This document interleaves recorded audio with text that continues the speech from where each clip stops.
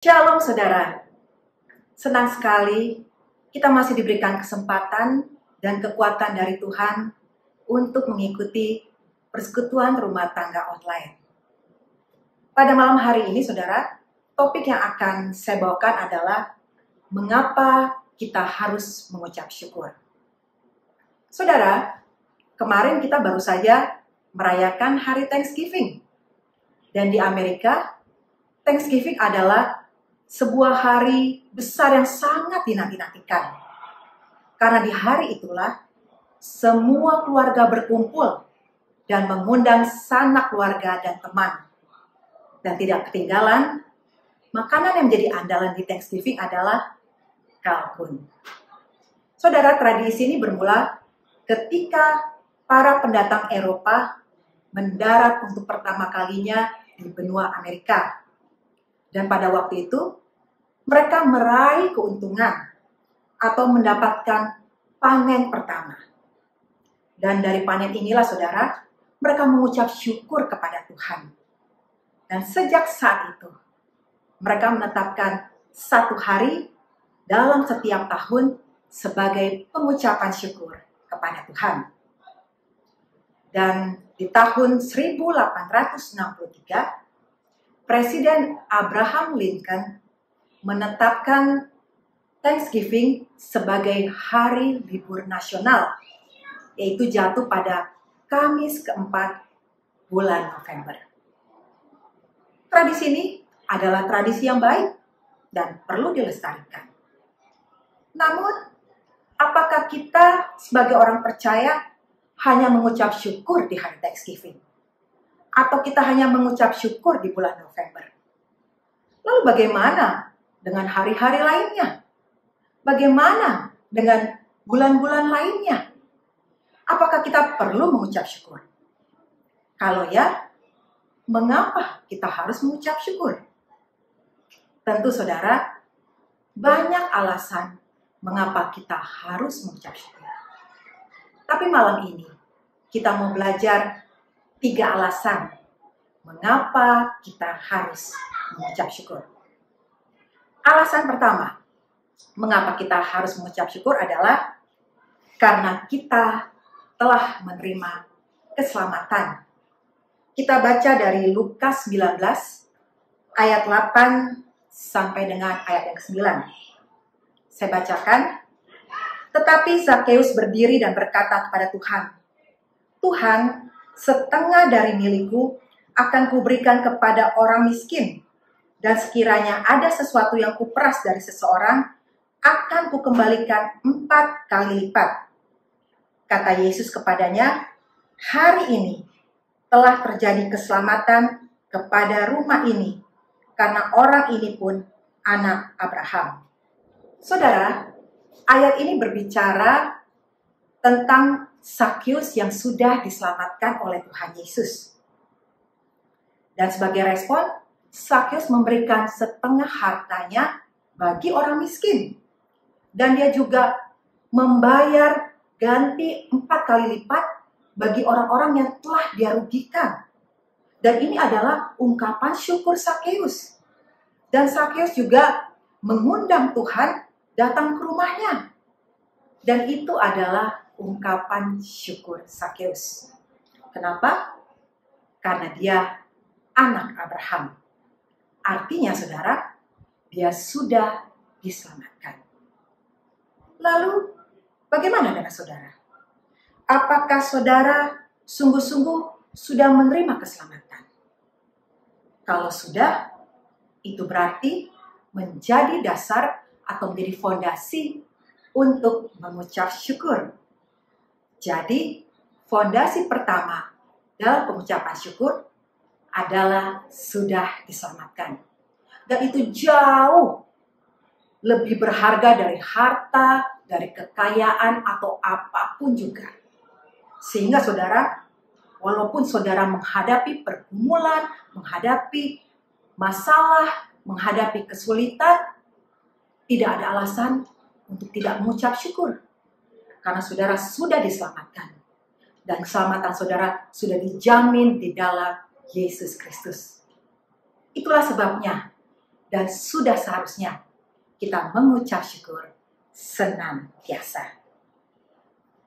Saudara, saya tidak tahu apakah saudara sudah selamat atau tidak. Tapi ada begitu banyak orang di dunia hanya karena sudah selamat secara fisik atau selamat secara fisik saja, saudara, mereka tahu mengucap syukur. Contohnya, yang terjadi di Illinois. Pada suatu hari, ada seorang bapak sedang menggendong bayinya yang berumur 3 minggu. Ketika dia sedang menggendong bayinya, tiba-tiba terjadi badai tornado yang begitu hebat. Dan setelah badai tornado itu reda dan keadaan kembali normal, ternyata rumah dan bayinya hilang. Akhirnya saudara, setelah dicari beberapa jam, akhirnya bayi dan anggota keluarganya berhasil ditemukan. Mereka berhasil ditemukan di lapangan dekat rumahnya. Lalu ada seorang reporter bertanya pada bapak ini, apakah Anda marah dengan kejadian ini? Karena dengan kejadian ini, Anda kehilangan rumah dan harta benda Anda. Lalu bapak ini menjawab, tidak, saya tidak marah. Tapi justru saya bersyukur karena bayi dan keluarga saya selamat. Saudara, bagi bapak ini, menemukan anaknya yang selamat secara fisik itu jauh lebih penting dari harta yang hilang. Bapak ini tidak peduli berapa banyak hartanya yang hilang. Yang penting keluarganya selamat. Kita lihat saudara, bagi bapak ini, selamat secara fisik saja itu jauh lebih penting dari harta benda. Apalagi keselamatan jiwa. Dosa diampuni dan masuk surga. Itu jauh-jauh lebih penting dari keselamatan fisik. Selamat secara fisik, bapak ini tahu mengucap syukur. Bagaimana dengan saudara? Kalau saudara mengatakan hari ini saudara sudah selamat, dan itu jauh lebih penting dari keselamatan fisik, masa saudara tidak mengucap syukur? Saudara bilang, dosa sudah diampuni, saudara sudah selamat, saudara sudah menerima surga, dan itu jauh lebih berharga dari apapun juga. Masa saudara tidak mengucap syukur? Orang yang selamat secara fisik aja tahu mengucap syukur. Ditabrak tidak mati, mengucap syukur nggak? Atau jangan-jangan saudara dompet hilang, lalu saudara ketemu itu dompet lagi, saudara mengucap syukur. Itu baru benda. Ini ada yang jauh lebih berharga. Apakah saudara sungguh-sungguh sudah menerima keselamatan? Bukan selamat secara fisik saudara, tapi selamat secara jiwa. Kalau belum, hari ini saudara perlu pikirkan. Saudara tidak hanya butuh selamat secara fisik, tapi saudara butuh selamat secara roh. Dan itu jauh lebih berharga dari apapun juga.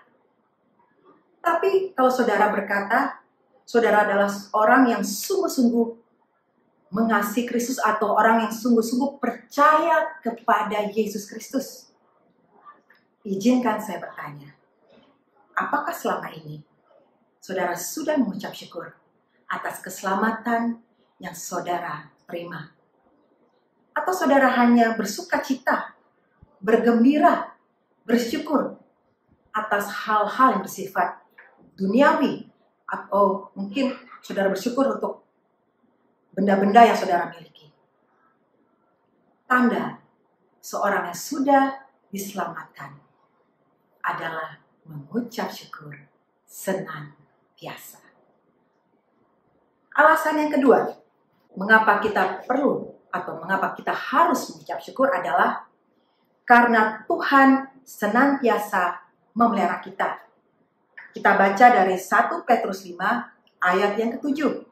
dikatakan, serahkanlah segala kekhawatiranmu kepadanya, sebab Ia yang memelihara kamu. Saudara, apa hubungan antara kekhawatiran dan mengucapkan syukur?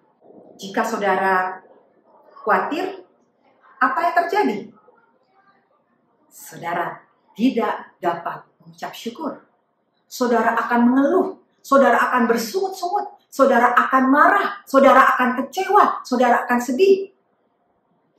Lihat saudara, mengapa hari ini banyak orang tidak dapat mengucap syukur? Karena mereka khawatir. Mereka khawatir tidak cukup. Mereka khawatir tidak bisa makan. Mereka khawatir tidak bisa membayar rent. Mereka khawatir ditinggalkan pasangannya. Mereka khawatir tidak lulus ujian. Dan masih banyak kekhawatiran-kekhawatiran lainnya. Lalu, apa itu khawatir? Khawatir sama dengan tidak percaya. Itulah sebabnya saudara, di ayat ini dikatakan, jangan kamu khawatir. Tapi bagaimana supaya kita tidak khawatir? Serahkan kepada Tuhan, sebab Tuhan yang memelihara.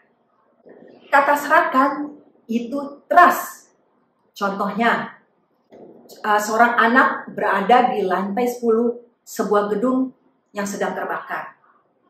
Lalu polisi datang dan menyuruh anak itu untuk melompat dari lantai 10. Tapi anak itu tidak mau melompat. Tapi ketika ayahnya datang dan menyuruh anak itu untuk melompat, tanpa pikir panjang lagi, anak itu langsung melompat.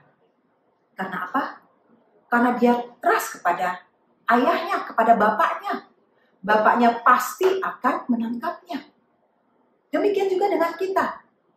Kalau saudara yakin Bapa akan memelihara saudara, bisa memelihara saudara, pasti saudara tidak akan bersungut-sungut. Pasti saudara tidak akan mengeluh. Saudara tidak akan marah-marah. Dan saudara bisa mengucap syukur. Jadi saudara, ada dua hal tentang kekhawatiran. Ada sisi negatif dan ada sisi positif. Sisi negatif dari kekhawatiran membuat kita tidak dapat mengucap syukur. Tapi sisi positif dari kekhawatiran yaitu kita harus beriman kepada pemeliharaan Tuhan. Jadi saudara, kekhawatiran itu ada hubungannya dengan pengucapan syukur. Mengapa kita harus mengucap syukur? Karena Tuhan yang pelihara. Dan kalau Tuhan yang pelihara, kita tidak khawatir. Dan karena kita tidak khawatir, kita dapat mengucap syukur. Saudara lihat hubungannya antara kekhawatiran dan mengucap syukur? Sebagai Bapa yang baik, Bapa tidak saja menyelamatkan kita lewat Yesus Kristus, tapi Dia juga memelihara hidup kita. Sehingga saudara, kita tidak saja menerima berkat keselamatan, tapi kita juga menerima berkat pemeliharaan Tuhan. Semasih kita berada di dunia, tidak mungkin orang-orang percaya menjadi pengemis. Tidak mungkin anak-anak Tuhan ditinggalkan. Karena Tuhan berjanji, Ia akan selalu memelihara dan menyertai hidup kita. Filipi 4 ayat ke-19 berkata, Tuhan akan mencukupi segala kebutuhanmu sesuai dengan kekayaan dan kemuliaannya. Namun yang menjadi masalahnya, saudara yakin nggak Tuhan memelihara saudara? Kalau saudara yakin, maka efeknya ada dua. Saudara tidak khawatir, dan saudara dapat mengucap syukur. Mungkin saudara berkata, khotbah sih gampang. Tapi apa mengalami seperti saya? Saya ini sedang menghadapi kesulitan. Saya ini sedang menghadapi pergumulan. Apa Tuhan pelihara? Apa bisa saya mengucap syukur? Mungkin itu yang saudara tanyakan kepada saya. Tapi saya akan jawab, ya. Mengapa? Karena di dalam tantangan, di dalam pergumulan, di dalam ujian dan cobaan, Tuhan selalu memelihara. Dan Dia mampu dan berjanji pasti memelihara. Contohnya, ada seorang pria yang terdampar di sebuah pulau yang tidak berpenghuni. Lalu pria ini berdoa kepada Tuhan supaya Tuhan menyelamatkannya. Setiap hari pria ini melihat ke langit, berharap pertolongan datang kepadanya. Tapi pertolongan tidak datang kepadanya. Lalu saudara, pria ini membangun sebuah gubuk yang kecil yang terbuat dari ranting-ranting dan daun-daunan yang ia temukan di sekitar pulau tersebut. Pada suatu hari, pria ini pergi makan atau mencari makan di pulau tersebut. Setelah dia selesai mencari makan, dia kembali lagi ke gubuknya. Ternyata saudara, gubuknya sudah hangus terbakar. Asap mengepul ke langit. Lalu pria ini marah dan sedih dan berkata, Tuhan, mengapa Engkau tega kepada saya? Semua yang kumiliki semua hilang. Aku sudah tidak punya apa-apa lagi. Lalu pria ini menangis terseduh-seduh. Sampai akhirnya dia ketiduran. Ternyata dia kecapean menangis, saudara, sampai dia tidur. Dan keesokan harinya, pagi-pagi, dia terbangun karena mendengar ada suara kapal mendekati pulau tersebut. Dan ternyata kapal tersebut adalah kapal yang mau menyelamatkan pria tersebut. Singkat cerita saudara, setelah pria ini berada di atas kapal itu, lalu pria ini bertanya kepada orang-orang yang menyelamatkannya. Dia berkata, bagaimana mungkin saudara atau kalian tahu kalau saya ada di pulau itu? Lalu salah satu dari orang yang menyelamatkan berkata kepada pria ini, kami melihat tanda asapmu. Walaupun terjadi kebakaran, Tuhan bisa pakai untuk memelihara. Apakah saudara mengalami pemeliharaan Tuhan? Mungkin saudara katakan, saya mengalami sakit, saya mengalami kesusahan, saya mengalami pergumulan, saya mengalami kesulitan. Izinkan saya bertanya, dari saudara lahir sampai hari ini, apa saudara melihat pertolongan atau pemeliharaan Tuhan dalam hidup saudara? Pertama kali saudara datang ke Amerika, berapa koper yang saudara bawa? Sekarang, apa saja yang saudara punya? Kita bawa apa sih saudara ke bumi ini? Itulah sebabnya Ayub berkata, dengan telanjang aku datang, dan dengan telanjang pula aku pergi. Terpujilah nama Tuhan. Itu berarti Ayub tetap mengucap syukur. Ayub tetap menyembah Tuhan. Sehingga apapun keadaan saudara saat ini yang saudara hadapi, tidak ada alasan saudara. Lancar atau tidak lancar, gagal atau berhasil, sehat atau sakit, sebenarnya di dalamnya ada pemeliharaan Tuhan. Sehingga tidak ada alasan untuk tidak mengucap syukur jika kita mau fokus kepada pemeliharaan Tuhan. Yang ketiga, mengapa kita harus mengucap syukur? Alasannya karena mengucap syukur sebuah kehendak Allah. Kita baca dari 1 Tesalonika 5 ayat yang ke-18. Dikatakan, mengucap syukurlah dalam segala hal, sebab itulah yang dikehendaki Allah di dalam Kristus Yesus bagi kamu. Saudara, banyak orang tanya, apa sih kehendak Tuhan buat saya? Atau Apa yang Tuhan mau dalam hidup saya? Salah satunya, Alkitab mengatakan dengan jelas, mengucap syukur adalah kehendak Tuhan. Kehendak Allah di dalam Yesus Kristus. Jadi, mengucap syukur tidak ada alasan atau tidak ada hubungannya, saudara, dengan instruksi pendeta. Tidak ada alasan dengan dorongan dari orang tua ataupun buang sial karena saudara ketabrak tidak mati lalu saudara mengucap syukur. Ya, tidak salah, saudara. Saudara ulang tahun, saudara mengucap syukur. Saudara naik kelas, saudara mengucap syukur. Saudara mendapatkan rumah baru, saudara mengucap syukur. Itu tidak salah. Tapi bukan karena itu. Tapi karena kehendak Tuhan.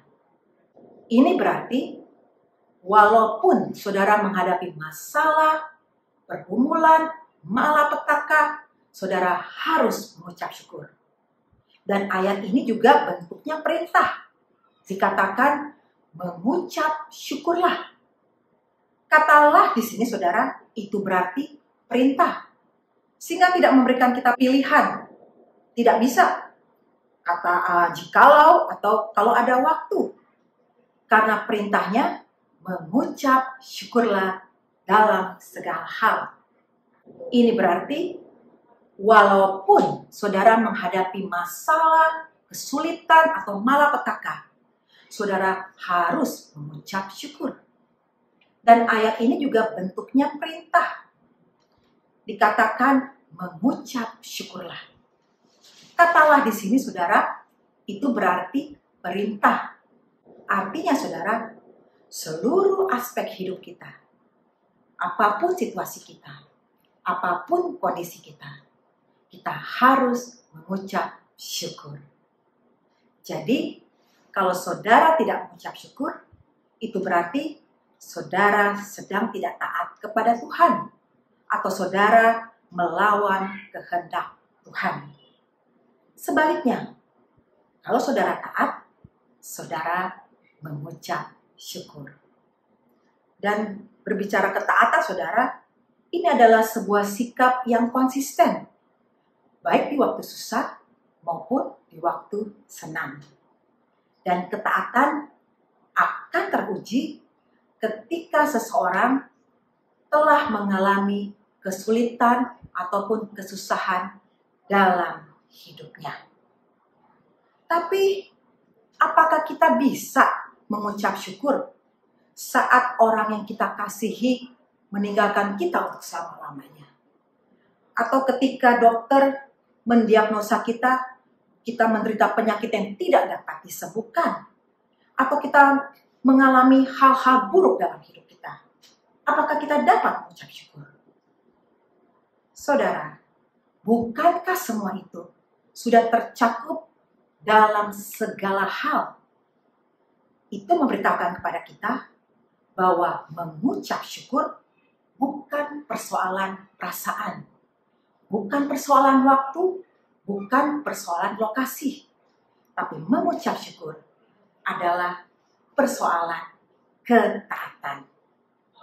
Masalahnya, apakah saudara mau taat atau tidak? Menurut saudara, prajurit yang baik itu seperti apa?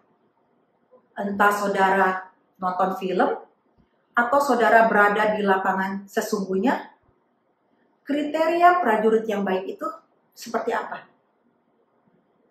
Pasti bukan karena dia pintar, pasti bukan karena dia hebat, pasti bukan karena dia menguasai strategi perang, ataupun dia tahu banyak tentang senjata. Lalu apa? Ketaatan prajurit tersebut terhadap perintah komandannya.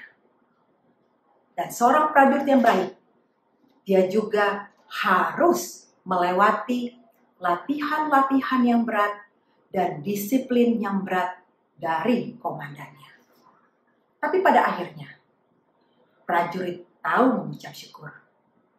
Sebab dia tahu bahwa kehendak komandannya selalu baik. Demikian juga saudara dengan Tuhan.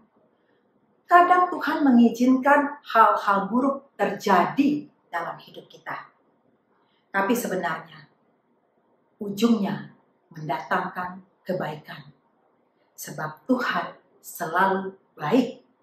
Walaupun kita harus melewati banyak hal. Dalam hal apapun juga, Tuhan tetap peduli.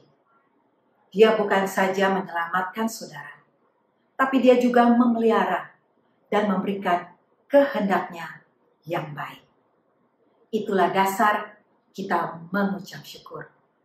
Walaupun kita harus melewati lika-liku, tapi jangan pernah berpikir yang jahat, jangan pernah curiga kepada Tuhan, tapi tetaplah taat akan kehendaknya. Dan saudara akan melihat kebaikan Tuhan pada ujungnya. Saya akan menutup renungan pada malam hari ini dengan menyanyikan sebuah lagu, Allah Peduli.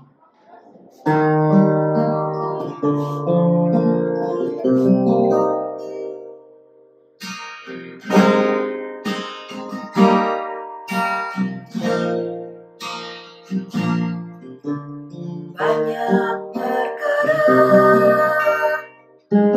yang tak dapat ku mengerti. Mengapakah harus terjadi di dalam kehidupan ini? Satu perkara yang ku simpan dalam hati, tiada satupun yang terjadi tanpa Allah peduli. Allah mengerti, Allah peduli segala persoalan yang kita hadapi. Tak akan pernah dibiarkannya ku berkumpul sendiri, sebab Allah mengerti.